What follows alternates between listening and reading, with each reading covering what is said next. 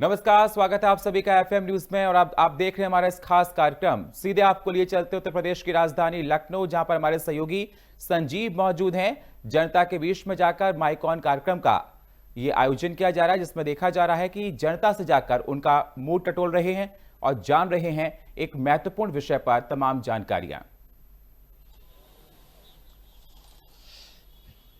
ये कोई बंद कमरा नहीं, ये कोई एक पक्ष की आवाज नहीं, ये है खुला मंच। जी हाँ, हमारे खास कार्यक्रम माइक ऑन में आप सभी का स्वागत है और हम बात करेंगे 2027 में होने वाले विधानसभा चुनाव की।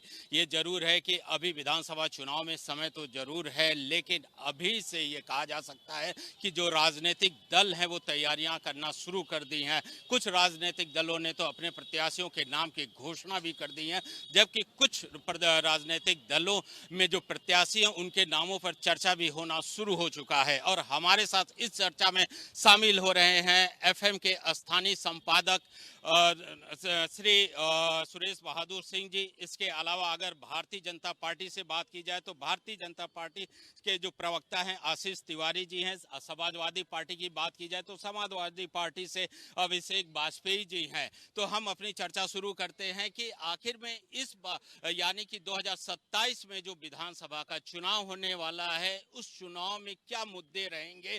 क्या जाति धर्म के नाम पर जो है चुनाव लड़ा जाएगा या फिर विकास के मुद्दे पे चुनाव लड़ा जाएगा। सबसे पहले हम चलते हैं एफएम न्यूज के स्थानीय संपादक सुरेश बहादुर सिंह जी के पास। सर, आपसे ये जानना चाहेंगे क्या इस बार का जो चुनाव होगा जाति धर्म के नाम पर होगा या फिर विकास के मुद्दे पर। देखिए, जब राजनीतिक दलों में चुनाव की शुरुआत होती है, राजनीतिक चुनाव की तैयारी में जुटते हैं, तो सारे राजनीतिक दल ये दावा करते हैं कि चुनाव विकास के मुद्दे पर लड़ा जाएगा, चुनाव स्वच्छ प्रशासन सुशासन पर लड़ा जाएगा, चुनाव कानून व्यवस्था पर लड़ा जाएगा। ये एक ऐसा दौर आया, मैं कहूँगा कि 2014 के बाद 2017 के बाद, कि पूरा का पूरा चुनाव केंद्रित हो गया था 80-20 पर। मैं जहाँ एक राजनीतिक दल विरोधी राजनीतिक दल से सांप्रदायिकता कहते हैं, वही सत्ता पक्ष के लोग इसे एकजुटता कहते हैं कि हमारे हिंदू समाज में एकजुटता आई है और उस एकजुटता को उन्होंने मापदंड बनाया, मापदंड पर चुनाव लड़ा। इसके पहले ये भी सच है कि उत्तर प्रदेश का जो समीकरण था वो जातिगत समीकरणों को कभी भी यहाँ नकारा नहीं जा सकता और जातिगत आधार पर ही चुनाव लड़े जाते थे और ये हमेशा परिचर्चा होती थी। आप यहाँ तक देखिए कि राजनीतिक दल चाहे जितने बड़े दावा करें, उनका हमेशा जब टिकटों का बंटवारा होता था तो देखा जाता था कौन किस जाति से कहाँ भारी है, कहाँ कैसा, उस तरह से चुनाव किया जाता था।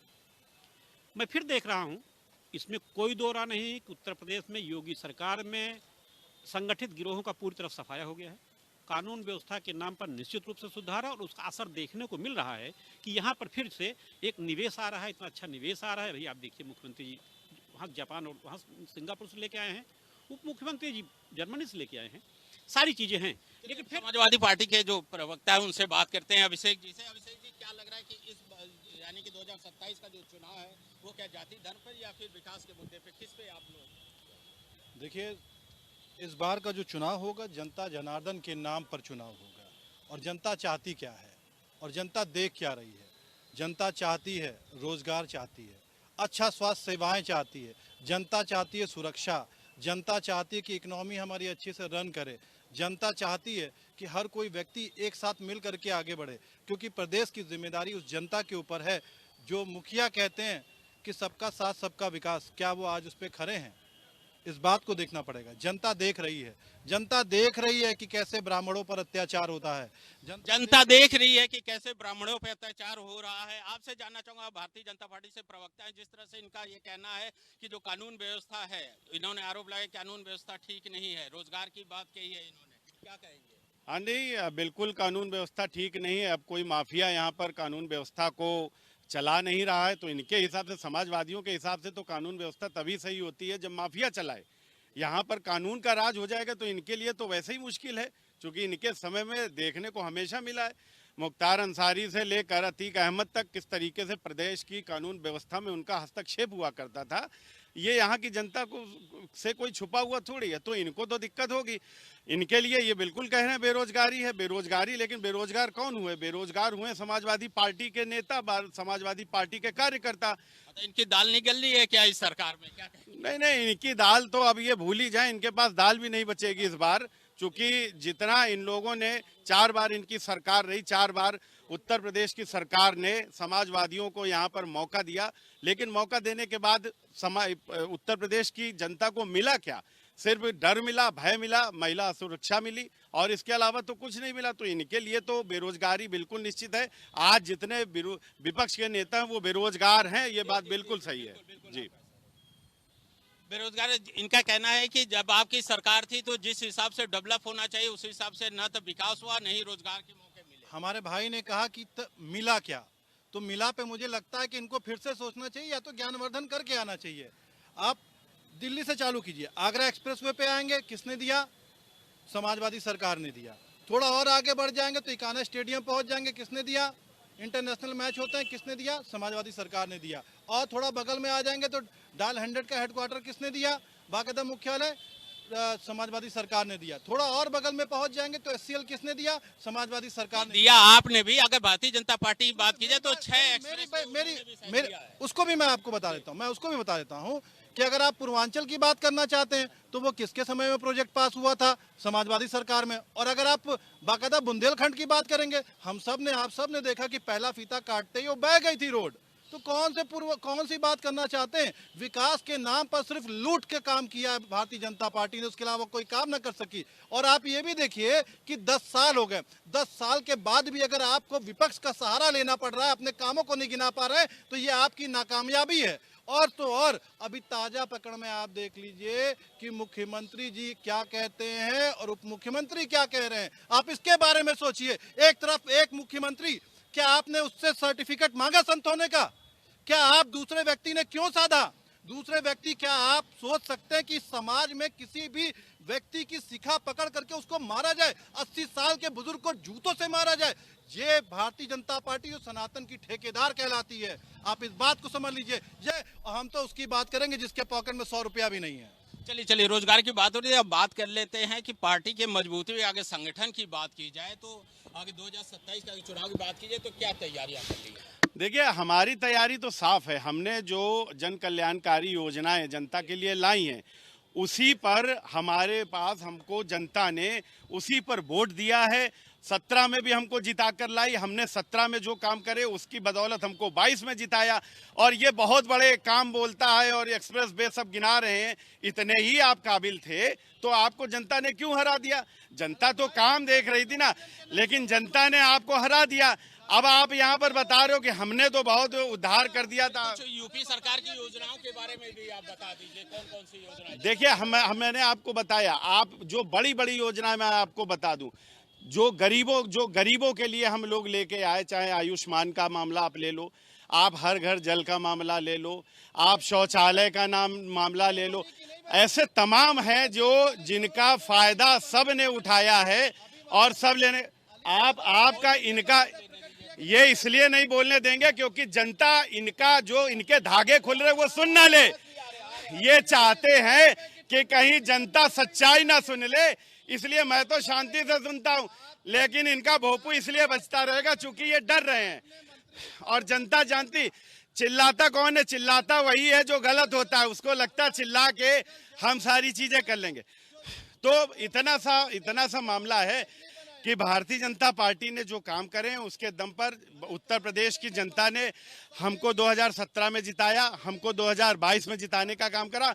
और एक सवाल ये भी है आपसे कि आखिर में ऐसे क्या जरूरत पड़ गई समाजवादी पार्टी को, जो कि प्रशांत किशोर जी की जो कंपनी है उससे जो है नहीं, तो वो तो सब जाने ना, ये हार रहे हैं और इनको इस बात का पता लग चुका कि इन्होंने कुछ करा नहीं। पहले तो कुछ करा ही नहीं था, फिर सत्ता से जब बाहर हो गए तो कुछ करने लायक नहीं बचे, तो अब ये करेंगे क्या? तो इसलिए ये इस तरीके इनसे पूछ लेते हैं कि आखिर में ऐसा क्या है कि जो आईपैक से जो है अब आप लोग जो है सर्वे करा रहे हैं, उनकी मदद ले रहे हैं प्रशांत की। देखिए, आईपैक एक संस्था है और हर व्यक्ति संस्था का देखती है कि किस तरीके से हम उसको अमली जामा पहना पाएं, कहाँ पे हम कमजोर हैं उनको और किस तरीके से बुनियादी चीजों को और मजबूत कर सके।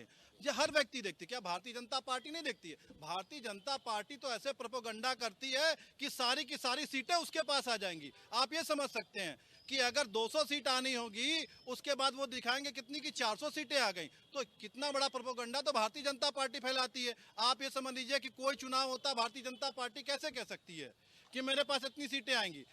एक आंकड़ा दिया जाता है कि इतनी सीटें आएंगी। लेकिन भाई जाहिर सी बात है, मैंने पहले भी कहा 10,700 करोड़ रुपया जिसकी पॉकेट में है तो पूरा भारतवर्ष उसके लिए काम करेगा। आप ये समझ लीजिए। 2014 में एक छोटी सी बात और कहूंगा, हमारे मित्र बोल रहे हैं, मैं दे रहा हूं, हमारे मित्र बोल रहे हैं, प्रधानमंत्री जी ने कहा भ्रष्टाचार मुक्त भारत की बात कही, तो जो अरबों खरबों रुपए 6,500 करोड़ रुपए, 3,400 करोड़ रुपए, 7,800 करोड़ रुपए वाले लोग थे, उनके साथ क्या मजबूरी पड़ गई थी गठबंधन बनाने की? उनको सत्ता में लेकर के आने की क्या जरूरत थी? तो ये बताता है कि ये कितने बड़े भ्रष्टाचारी लोग हैं। इन्होंने लोगों को ब्लैकमेल कर करके अपने खाते में, अपने भारतीय जनता पार्टी के खाते में 10,700 करोड़ रुपए आया। आखिर कैसे आया? इसका जवाब कौन देगा?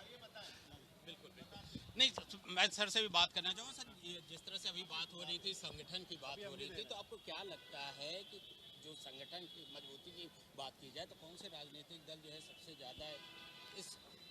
देखिए, इसमें कोई दो राय नहीं है कि भारतीय जनता पार्टी हमेशा चुनावी मोड में रहती है।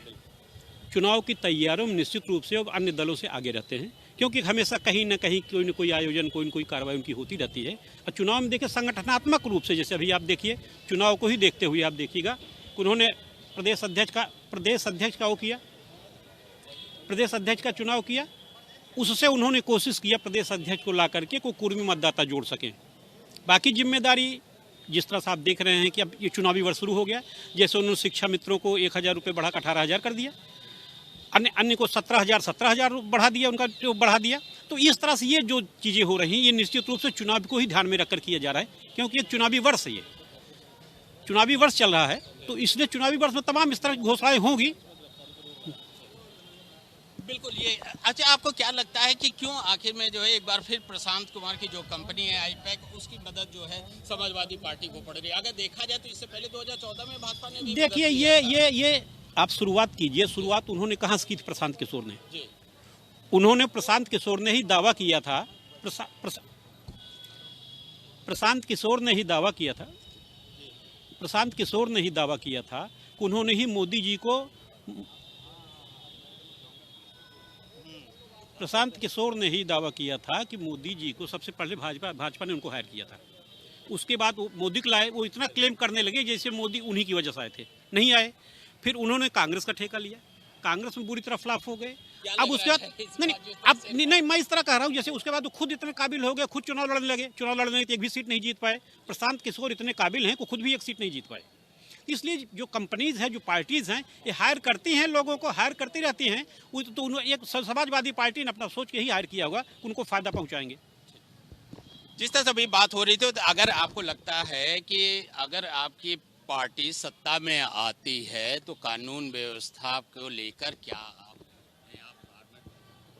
देखिए, जाहिर सी बात है कि अगर डायल 100 की आप बात कीजिए तो ये आदरणीय अखिलेश यादव जी ने और मजबूती देने के लिए काम किया था। 10-90 अगर आप देखिए तो उसको मजबूती किसने दिया था? आदरणीय अखिलेश यादव जी ने। आदरणीय अखिलेश यादव जी बहुत दूर का विजन देखते हैं और उसी के नतीजे के अनुसार आपने डायल 100 देखिए, पूरे प्रदेश में अच्छी तरीके से चल रहा है। 10-90 अच्छी तरीके से चल रहा है, लोगों को मदद मिल रही है, लोग जागरूक हैं उन चीज़ों पर, छोटी छोटी चीज़ों के लिए आज मदद लेते हैं। वो किसकी देन? समाजवादी आपकी सरकार थी तभी भी अगर कानून व्यवस्था की बात की जाए तो काफी ज्यादा बिगड़ी हुई थी।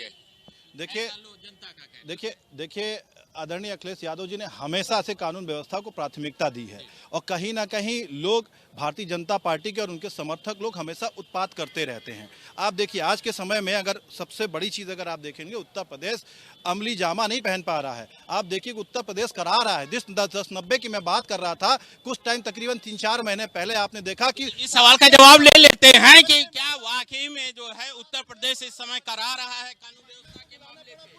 नहीं, मैंने कहा कि करा तो रहा है, लेकिन करा कौन लोग रहे हैं? जो कानून तोड़ने की हिम्मत कर रहे हैं। चूंकि जो भी भाई समाजवादी पार्टी में क्या था कि जिस गाड़ी में बैठा समाजवादी पार्टी का वो और उसको देख के बिटिया घबराई, ये सब होता था। लेकिन अब क्या है, हर अगले चौराहे पर यमराज खड़ा है। आप देख रहे होगे हर दिन यहाँ 2-3 एनकाउंटर होते हैं। और अभी ये पैसे की बात कर रहे थे, तो मैं तो कहता हूँ कि जिनके घर शीशे के हों उनको दूसरों के घर पे पत्थर नहीं फेंकना चाहिए। माननीय मुलायम सिंह यादव जी समाजवादी पार्टी के संस्थापक हैं। माननीय मुलायम सिंह जी की आप जीवनी उठा के देख लो, एक साधारण मास्टर थे, साइकिल से चलने वाले, और अब आप देख लो हजारों करोड़ों की इनकी जो संपत्ति है वो कहाँ से आ गई। हमारे लिए बोल रहे हैं। भारतीय जनता पार्टी विश्व की सबसे बड़ी पार्टी है। हमारे पास तो चंदा आता है और ये हमको हमारे ऊपर आरोप लगा रहे हैं, तो इनको अपना घर देखना चाहिए, हमारे ऊपर नहीं देखना चाहिए। बिल्कुल बिल्कुल। आप हाँ जी, ये बताइए कि क्या आपको लग रहा है कि जो 2027 में चुनाव होने वाला है उस चुनाव में आप गठबंधन के माध्यम से चुनाव लड़ेंगे या फिर खुद? देखिए ये शीर्ष नेतृत्व तो तय करेगा और अभी के अनुसार हम गठबंधन में चल रहे हैं। इंडिया गठबंधन बिल्कुल मजबूती से खड़ा हुआ और सबसे बड़ी चीज कि जैसे कि अभी हमारे मित्र, अभी हमारे भाई कह रहे थे, तो मुझे बताने का क्या कष्ट करेंगे कि आपके भाई को आपके बगल में मैं बुला दिया हूँ, इसीलिए बुला दिया हूँ कि आराम से आप लोग जय शाह के पास इतने रुपए कैसे आ गए, बीसीसीआई के अध्यक्ष कैसे बन गया, क्या अभी कभी उसने कोई टेस्ट मैच खेला, कभी उसने कोई वनडे खेला? जिसको पता नहीं है उसको आज बीसीसीआई के अध्यक्ष बना करके बैठे। अरबों खरबों रुपए की संपत्ति कैसे आ गई, उनको बताना पड़ेगा। नितिन गडकरी के बेटे के पास इतनी संपत्ति कैसे आ गई, हर किसी के बारे में बताना पड़ेगा। इनको जवाब नहीं इनके पास देने के लिए, बगले झांकते हुए नजर आते हैं ये। तो बताइए क्या कहना चाहेंगे इस संपत्ति के बारे में? मैंने क्या कहा, इनको अपनी संपत्ति बताना चाहिए कि माननीय मुलायम सिंह यादव जी, आप ये फिर बोलने लगे। अब ये जनता तय करेगी कि जैसे ही मैं बोलना शुरू करता हूं इनके मरोड़ हो जाती है। ये क्यों? आप अच्छा क्यों, आप क्यों नहीं शांत रह रहे, ये बता दीजिए। आपकी पार्टी के जब मैं धागे खोलने लगता हूं तो आपको तकलीफ क्यों होती है? आप बोलने नहीं, मुझे क्यों नहीं देते? मैं तो शांत रहता हूं आपके वक्त में। माननीय मुलायम सिंह यादव जी एक साधारण टीचर थे, सैफई इटावा में रहते थे, टूटी साइकिल हुआ करती थी, सभी पूरा देश जानता है। आज की डेट में यहां से लेकर उत्तर प्रदेश और भारत देश छोड़ दीजिए, लंदन में इन लोगों के पास में होटल बने हुए। भैया कैसे आ गए? हमारे यहाँ का ये जो गरीब आदमी घूम रहा है ये नहीं बना पाया कुछ, इनके पास पैसे कैसे आ गए? और ये हमारे ऊपर, उल्टा हमारे ऊपर ये बातें कर रहे हैं। ठीक है भैया अभिषेक जी, चलिए जैसा की बात नहीं है, हमारे जो स्थानीय संपादक हैं सुरेश बहादुर जी, उनसे ही बात है। सर आप भी चाहें तो कुछ इनसे पूछना चाहें तो आप पूछिए, आपका कुछ। देखिए, मैं इनके आरोपों प्रत्यारोपों में नहीं जाना चाहता, बस क्योंकि विपक्षी दल हैं, सत्ता पक्ष में है, सत्ता पक्ष को निश्चित रूप से विपक्ष का जवाब देना चाहिए, विपक्ष के आरोपों का जवाब दिया जाना चाहिए। आरोप तो लगते ही हैं, सफाई भी होनी चाहिए, लेकिन मैं सिर्फ ये जानना चाहूँगा कि आपकी तैयारियां क्या हैं 2027 चुनाव को लेकर क्या तैयारी है? देखिए, सत्ता की कोई तैयारी नहीं होती है। सत्ता की तैयारी यही होती है कि उसने अपने शासन काल में जो भी जन कल्याणकारी काम करे होते हैं उसी पर सत्ता लड़ता है। विपक्ष से पूछो ये किस बात पे लड़ेंगे? हमने तो जो काम करा है हम तो काम गिनाएंगे, हमने जो योजनाएं लाई हम योजनाओं के दम पे लड़ेंगे। विपक्ष किस दम पे लड़ेगा भैया? ये तो ना सत्ता में है ना ये इन्होंने कोई काम करा, और इनके जो पुराने पाप हैं वो खुल के आ रहे हैं। एक्सप्रेस वे बताया, बोले एक्सप्रेस वे, चलो हम भी कह रहे एक्सप्रेस वे से चलो। घोटाला नंबर 1 एक्सप्रेस वे, घोटाला नंबर 2 आपका ये जो आपने ये रिवर फ्रंट बनाया, घोटाला नंबर 3 आपका एकाना। आप तो घोटालों की मिसाल हो भाई, हर एक चीज में घोटाला। वो इतना बड़ा जो एलडीए के बगल में खड़ा है जहां पर ये कूद के जाते हैं माला चढ़ाने, वो भी घोटालों के भेंट चढ़ गया। तो आप तो घोटाले बाज रहे हो। सत्ता तो हमेशा अपने किए गए काम पर लड़ती है और हमको पब्लिक उसी पर वोट देगी। हमने अच्छा करा होगा तो वोट हमको अच्छे से मिलेगा, नहीं करा होगा वोट नहीं देगी। लेकिन इनको काहे वोट देगी ये इनसे पूछ लो, इन्होंने ऐसा क्या कर दिया? चलिए वैसे आप भी बताइए, आप किन मुद्दों पे जो है अपने चुनाव लड़ेंगे, जिस तरह से कि इनका आरोप है कि आपके घोटालों के साथ? देखिए मैं आपके प्रश्न का उत्तर दूं, लेकिन हमारे भाई के प्रश्न का उत्तर दे दूं। घोटालों की बात कर रहे हैं, 10 साल से आपकी सरकार है, घोटालों को आप अभी तक देख ही नहीं पाए। इन्होंने कहा एक्सप्रेसवे में एक घोटाला आप आज तक ना निकल पाए, रिवर फ्रंट घोटाला बता रहे तो उसमें भी आप कुछ ना कर पाए। और तो और सबसे बड़ी चीज आप ये समझ लीजिए, मैंने अभी कुछ देर पहले कहा 546 करोड़ रुपए में जो टंकी बनी थी आज तक लोगों को नजर नहीं आ रही, वो कहाँ चली गई? उनको बताना चाहिए आखिर क्या जरूरत पड़ गई कि इनके विधायक को, मंत्री जी को रोकने की कि भैया जल जीवन मिशन कहाँ पे दिख रहा है, कहाँ चला गया? आज तक नल सूखे पड़े हुए कहाँ चला गया? वो बताना चाहिए कि लखनऊ को आज अस्त व्यस्त कर दिया, पूरे प्रदेश को अस्त व्यस्त कर दिया जल जीवन मिशन के माध्यम से। लेकिन आप इसको देखिए, लेकिन करोड़ों अरबों रुपए का एक छोटी सी चीज और कहूंगा कि इनको क्या जवाब दे पाए, एक जवाब दे पाए कि आज तक मेयर के ऊपर आरोप लगा था जमीन हथियाने का, वो कहाँ गए मेयर साहब? उनकी जमीन हथियाए थे तो पूछिए बंदर बाट हुआ कि नहीं हुआ आज तक? चलिए किन मुद्दों को लेकर आप चुनाव लड़ेंगे 2027? देखिए देखिए, जनता जनार्दन के मुद्दे स्वास्थ्य हैं, सबसे जरूरी चीज। आप किसी भी अस्पताल में चले जाइए, दवाई आज तक आपको मिलेगी नहीं, बेड की व्यवस्था आपको मिलेगी नहीं, एक बात।